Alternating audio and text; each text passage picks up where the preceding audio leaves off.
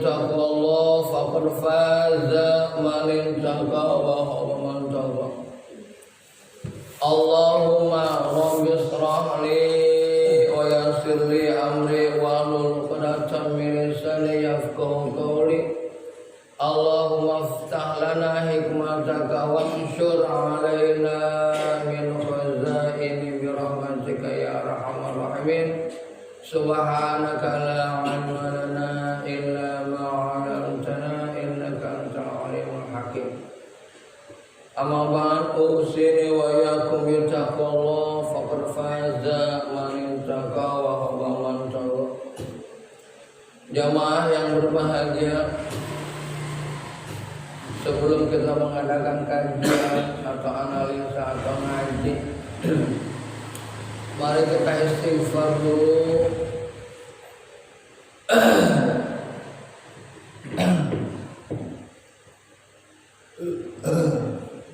Mudah-mudahan dengan istighfar kita ini, pengajian ini dapat memberikan manfaat luar biasa, dapat memberikan analisa-analisa, dapat memberikan nilai-nilai keimanan yang dapat kita jadikan untuk pelajaran dalam hidup dan kehidupan. Kemudian kita bacakan Fatihah. Siapapun yang perlu kita doakan, siapapun yang perlu kita bantu dengan doa. Wabil khusus kepada Habibana Rizik Syihab yang sekarang ini sedang dipenjara, dan kemudian juga kepada 6 laskar FPI yang dibunuh dengan sadis. Mudah-mudahan mereka bisa menjadi syahid atau mujahid kita, diampuni segala kesalahan dan dosanya. Barakatuh suratul Fatihah. Mari kita istighfar. Astagfirullahaladzim, astagfirullahaladzim, astagfirullahaladzim. Barakatuh suratul Fatihah. Yang rahmatnya karamatiha fala Fatihah muzatiha al-Fatihah. A'udzubillahi minasyaitonir rajim. Bismillahirrahmanirrahim. Alhamdulillahirabbil alamin arrahmanir rahim maliki yaumiddin. Iyyaka na'budu wa iyyaka nasta'in shiratal mustaqim shiratal ladzina an'amta 'alaihim ghairil maghdubi 'alaihim waladdallin. Terima kasih Bapak sekalian. Qala Allah Ta'ala fil azim, firman Allah Subhanahu wa taala, jamaah yang berbahagia. Ini ayat yang luar biasa yang sudah kita kemarin bahas. Man qatala nafsan bighairi nafsin aw fasadin faka'anna fil ardi faka'annama qata'na sanjami'a. Siapa yang membunuh seseorang saja padahal dia tidak melakukan pembunuhan kepada siapapun dan tidak membuat kerusakan di muka bumi ini, maka sesungguhnya dia itu bagaikan telah membunuh seluruh manusia di muka bumi ini. Qatala nafsan jami'a. Dia telah membunuh semua orang di dunia ini. Kemudian ayat surat An-Nisa-nya ayat 73. Kata Allah Subhanahu 93 itu kata Allah Subhanahu wa taala, wa may yaqtul mu'mina muta'ammidan fajazaohu jahannama khalidan fiha wa ghadiballahu alaihi wa la'anahu wa adalahu adaban syadidan adaban 'azim. Siapa saja yang membunuh seorang mukmin dengan sengaja, maka balasannya itu adalah jahanam yang dia akan kekal di dalamnya, dan dia membawa kemurkaan Allah. Dia dalam laknat Allah, dan untuknya disediakan azab yang agung. Jamaah yang berbahagia, kalau kita telisik ayat ini luar biasa. Membunuh seorang mukmin, membunuh seseorang sekalipun bukan mukmin, ini luar biasa.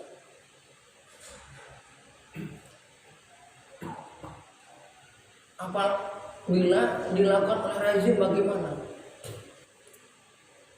Dilakukan oleh penguasa kita bagaimana? Apakah kita harus diam? Apakah kita harus ikut informasi dari mereka? Dan lain sebagainya. Jamaah yang berbahagia, Islam itu adalah rahmatan lil alamin. Islam itu ingin memberikan kebaikan-kebaikan bagi hidup dan kehidupan manusia. Sehingga informasi ini jamaah yang berbahagia luar biasa digaungkan oleh Islam. Kalau kita lihat realitas jamaah yang berbahagia di hukum-hukum manusia, seperti di Amerika saja pernah kejadian. Padahal bukan negara Pancasila dan bukan mayoritas Islam. Itu ada seorang penjahat yang dibunuh oleh polisi dengan dicekik oleh dengkulnya sampai matinya. Tidak ditembak, dikejar dekat, tidak, hanya begitu saja. Itu ramai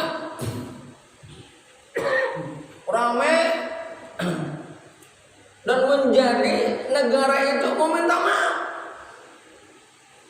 Sampai institusi polisi itu, pembesar polisi di sana itu melakukan gerakan yang sama dengan si pembunuh, dan mereka sambil minta maaf.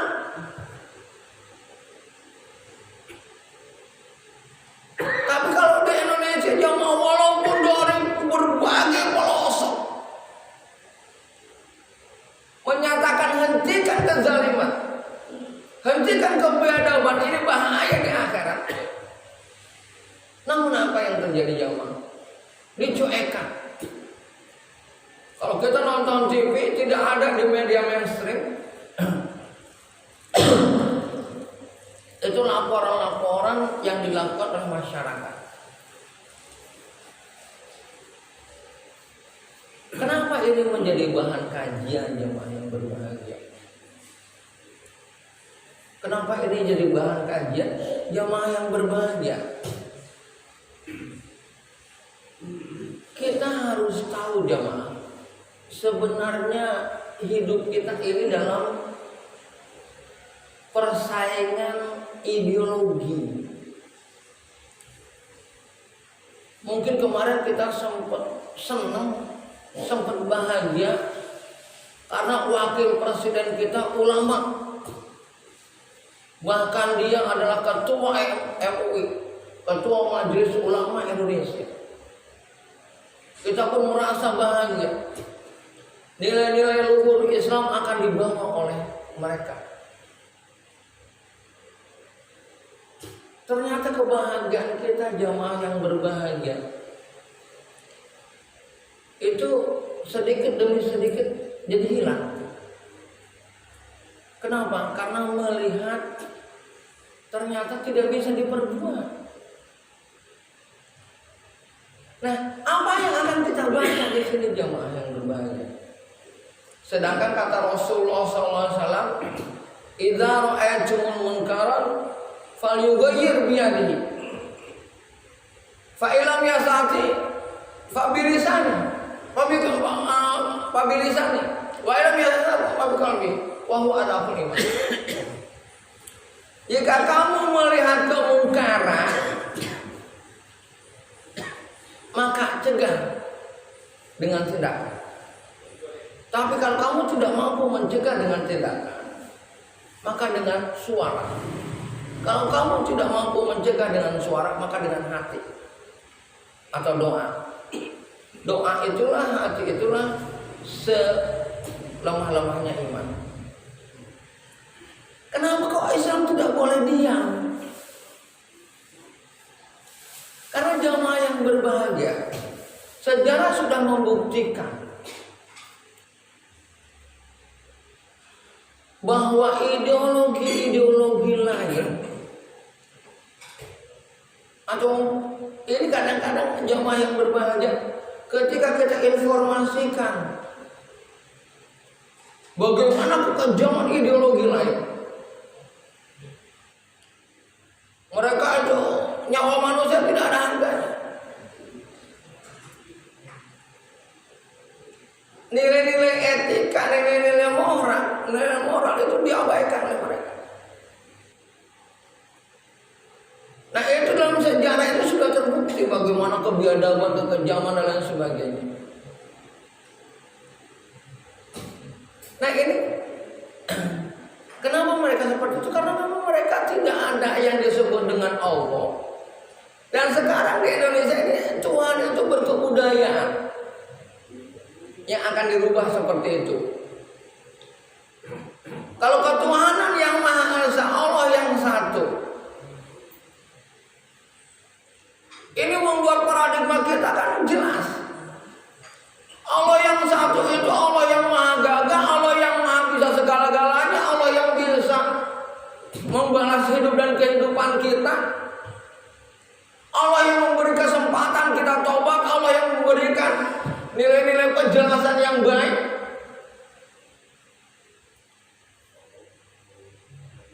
Jadi akhirnya karena Allah maha segala-galanya, ada rasa takut kita kepada Allah, ada kekhawatiran kita kepada Allah. Jadi apapun yang kata Allah, akhirnya kita menjadi perhatian. Apapun yang Allah sampaikan akan menjadi kepentingan kita, agar kita sesuai, karena Dialah Zat yang akan memberikan segala-galanya. Dan itu sudah terbukti bagi kita. Bagaimana Allah memberikan segala sesuatunya kepada kita yang sesuai dengan keinginan kita. Ya Allah memberikan mata kepada kita sesuai dengan harus di situ adanya. Dan lain sebagainya dong. Tentang keberadaan Allah, tentang keesaan Allah, tentang keluar biasaan Allah. Ini gampang kita analisa. Ya, Allah yang maha segala-galanya itu, nah yang membuat kita takut kepadanya.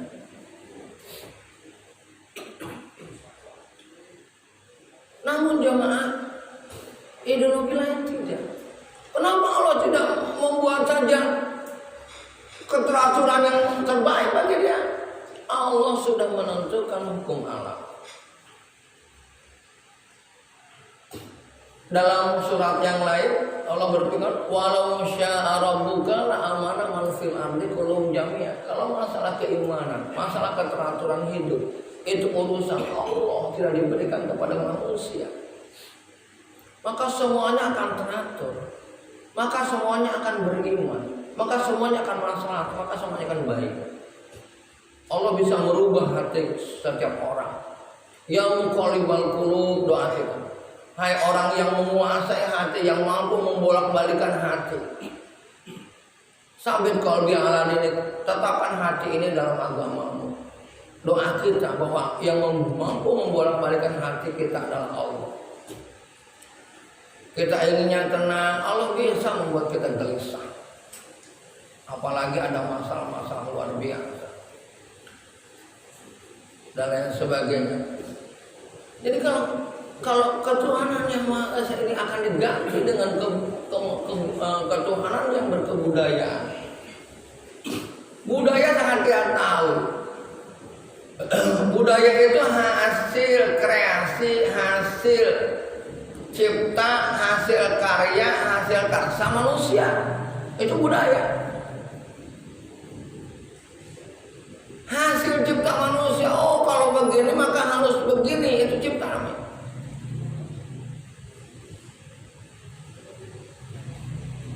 Hasil karsa, oh manusia itu begini maka harus begini.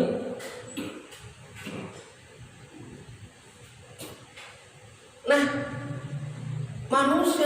menciptakan itu nggak akan bisa. Kenapa? Manusia punya kepentingan, manusia punya kecenderungan, manusia di bawah keterbatasan, manusia ke dalam kebodohan, manusia tidak bisa merasakan orang lain. Jadi kalau manusia ingin membuat aturannya yang akan menguntungkan dia, yang akan membuat dia safety, yang akan membuat dia merasa bahagia, seakan-akan bisa menguasai segalanya, dan itu terjadi.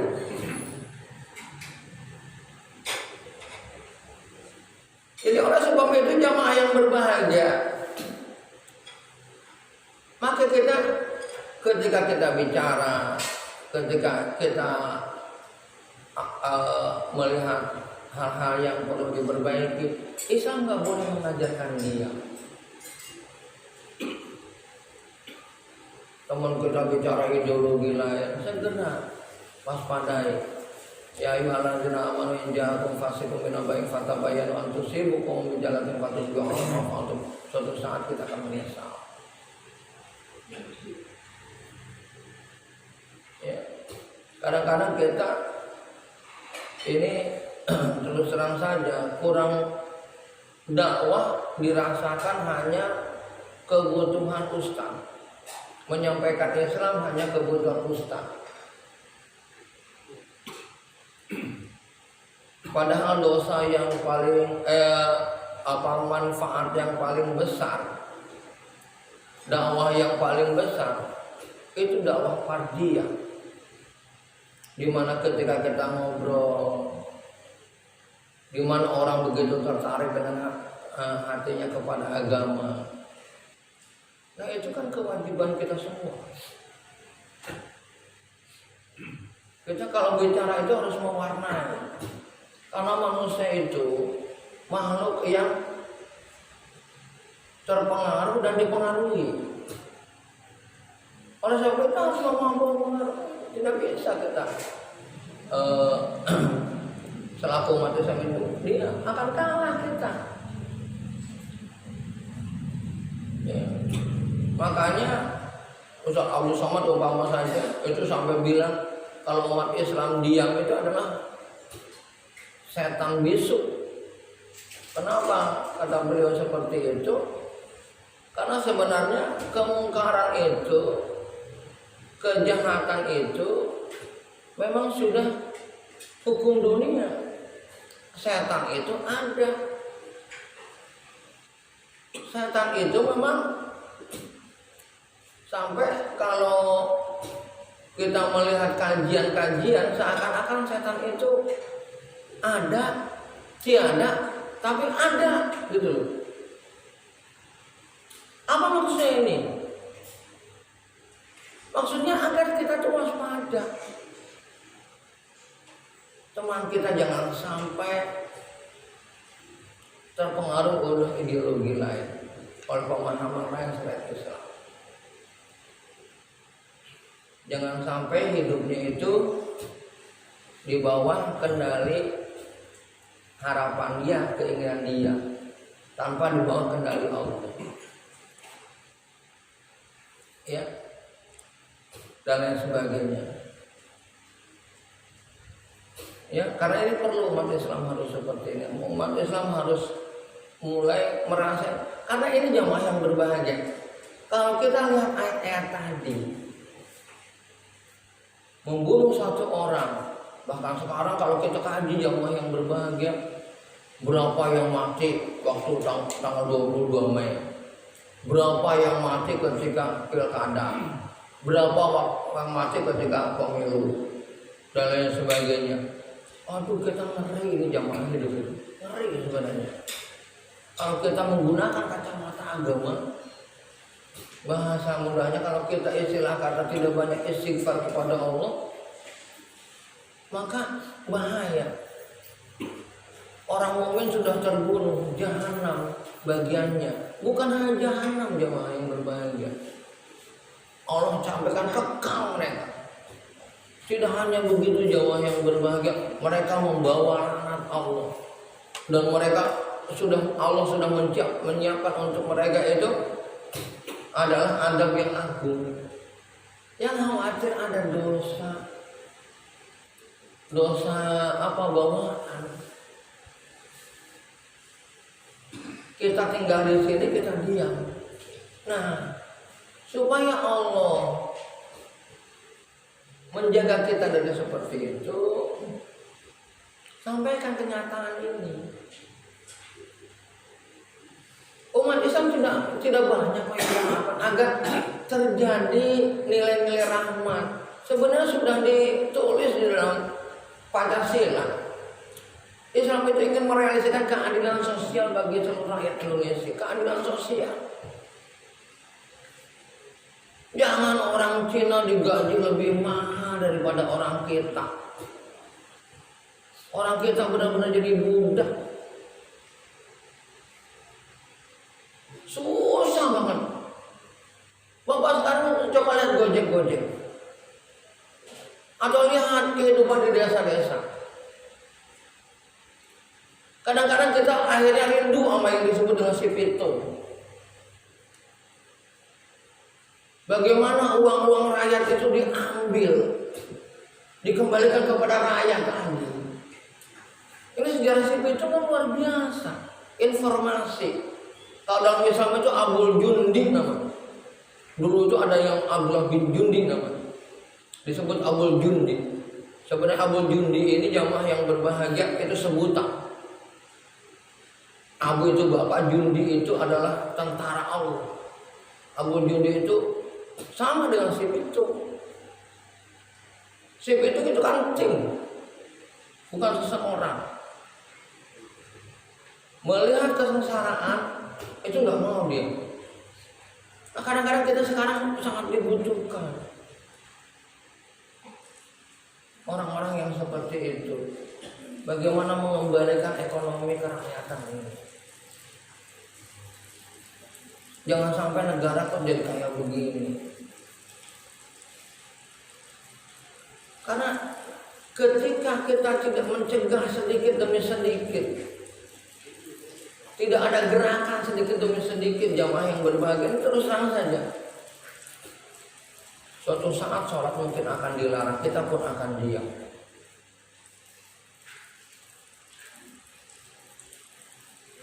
Ya, dan lain sebagainya.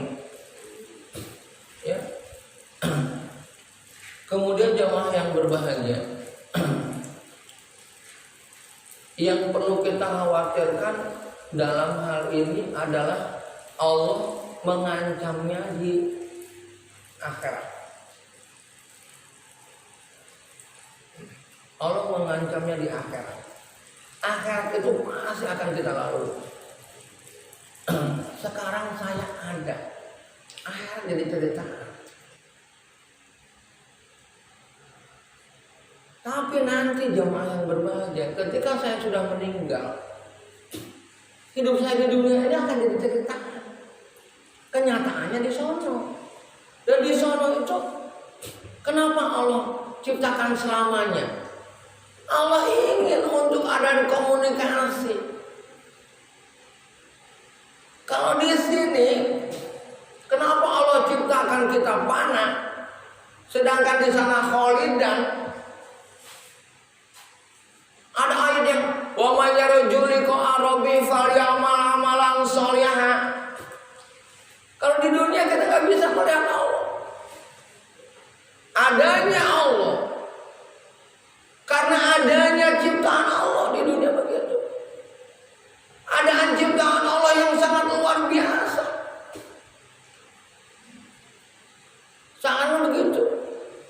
Karena kita diwujudkan oleh Allah. Di sana tidak hanya diwujudkan jemaah. Kita betul-betul merupakan hasil daripada seluruh yang Allah ciptakan. Apa yang seluruh Allah ciptakan? Coba kita lihat ayatnya. Fa'atim wajhaka lid-dini hanifah fitrat Allah yang fatara nasa 'alaiha. Adanya fitrah Allah yang Allah sembunyikan di dalam penciptaan manusia. Nah itu nanti menonjol. Sehingga sebenarnya setiap manusia itu ingin dekat dengan Allah, ingin kembali kepada Allah. Allah ini mustahil untuk tidak dipercayai.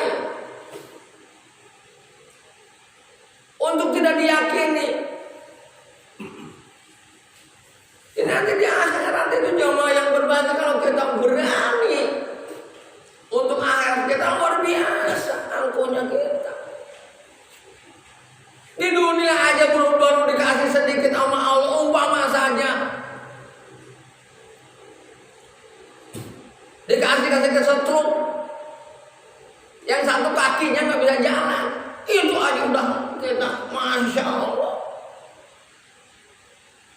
Atau mata kita udah buram, sulit jalan, udah harus pakai tongkat, waduh itu susahnya bukan main.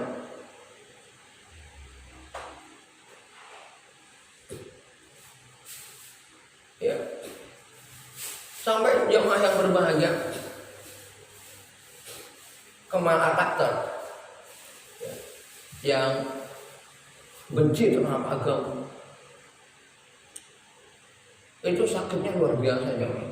Sampai dia tuh nggak tahan sakit, sampai menjur, sampai seluruh istana ketakutan. Untuk mengademkan diri jemaah, dia minta ke tengah lautan. Ke tengah lautan juga sama seperti itu. Supaya adem, ayo bawa aku ke tengah lautan. Dibawa ke tengah lautan sama juga. Dan akhirnya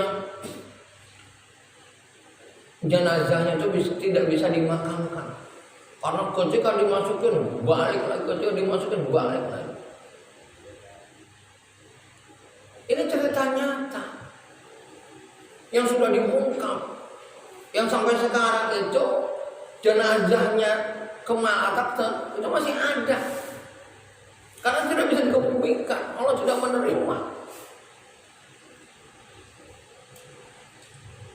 Kalau manusia nggak ada Allah, tentu hal seperti itu nggak akan terjadi. Nah, oleh sebab itulah, maka kita sebagai orang yang beragama harus mulai agama ini mulai dicintai oleh semuanya.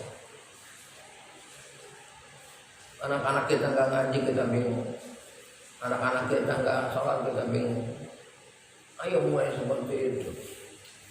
Karena gerakan agama ini harus mulai dilakukan. Kalau tidak begitu nanti Allah pilih lagi pemimpin-pemimpin yang seperti Jokowi ini. Yang itu hanya lip service, yang gampang untuk diatur-atur. Presiden nggak mau diatur-atur juga kita. Ya. Jadi yang berbahagia itu yang penting bagi kita. Ya.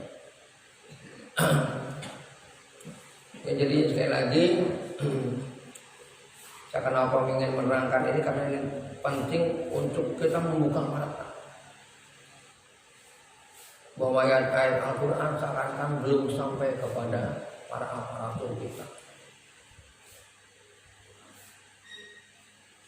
Nah, untuk menggemakan hal ini maka harus kita sampaikan terus. Gak mungkin gak sampai karena memang wakil presidennya juga ulama.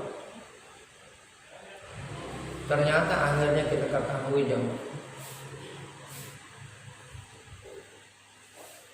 bahwa ternyata Islam harus punya kekuatan.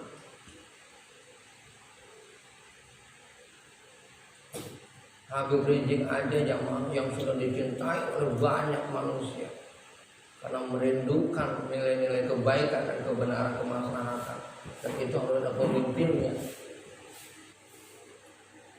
Dan umat sudah cerdas sampai seperti itu. Mereka penjarakan itu mudah saja. Delik aduannya ada saja, walaupun irasional, walaupun tidak masuk akal, tapi mereka paksakan. Tuh. Jadi penggalangan umat Islam, kesatuan umat Islam udah nggak zaman lagi dah. Kita cinta terhadap golongan yang berlebih. Bahkan ini masjid mudah-mudahan sih bisa dijadikan sebagai sarana untuk benar-benar membina keimanan agar umat Islam di kita ini tidak ada yang peribahasanya tidak gairah terhadap agama, bahkan dalam segi ekonomi yang mudah-mudahan bisa memberikan bantuan-bantuan secara ekonomi juga. Ya, kadang-kadang berpikir begitu. Karena jamaah yang berbahagia ya. Kalau Islam ibadah itu mereka ya. haji yang biasa-biasa aja nggak dilarang. Ya, zakat nggak dilarang, bahkan uang zakat itu dipakai untuk termasuk juga uang haji dan haji.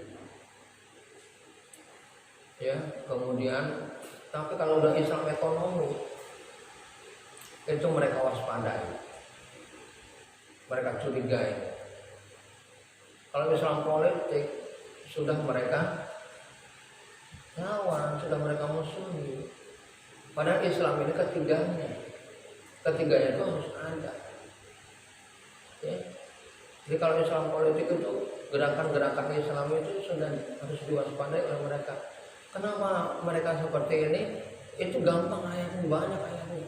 Walan ta'tu angka Yahudu walan nasara tidak akan ridho Yahudi dan Nasrani sehingga kita mengikut cara dan gerakan hidup dia. Makanya akhirnya mereka mau promosikan dirinya itu melalui media mainstream.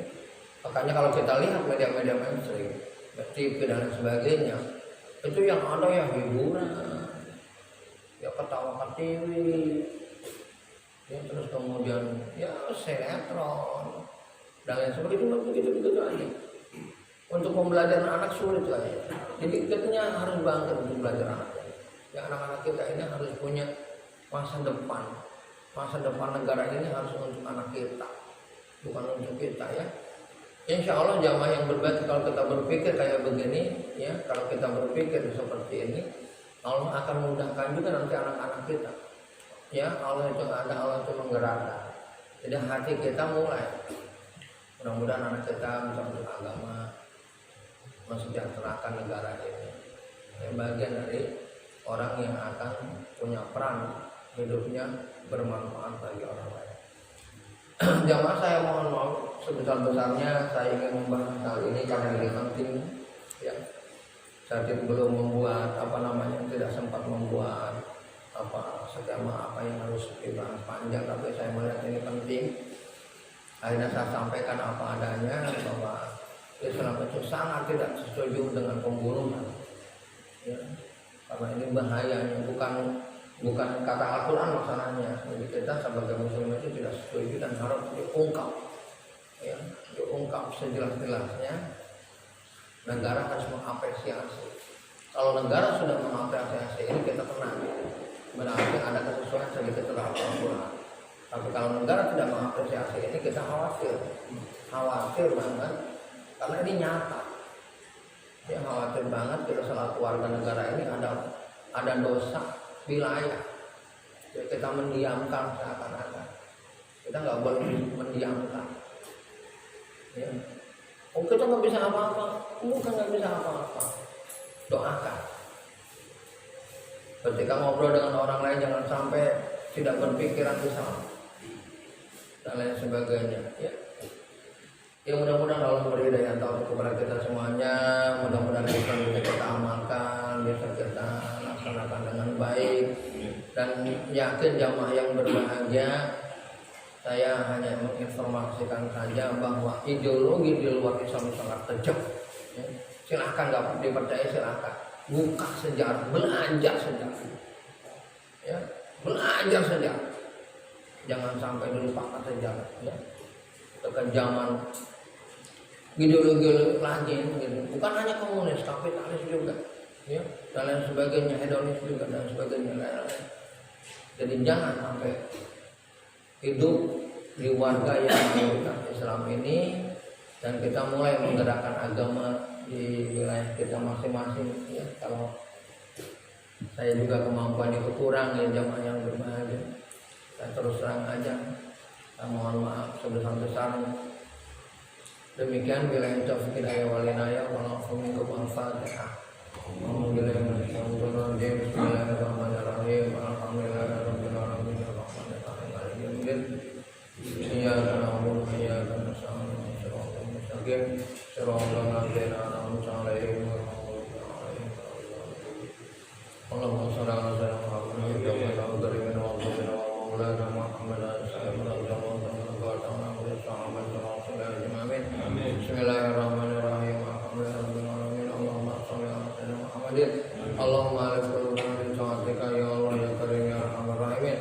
Bi rahmatika ya arhamar rahimin. La haula wa la quwwata illa billah.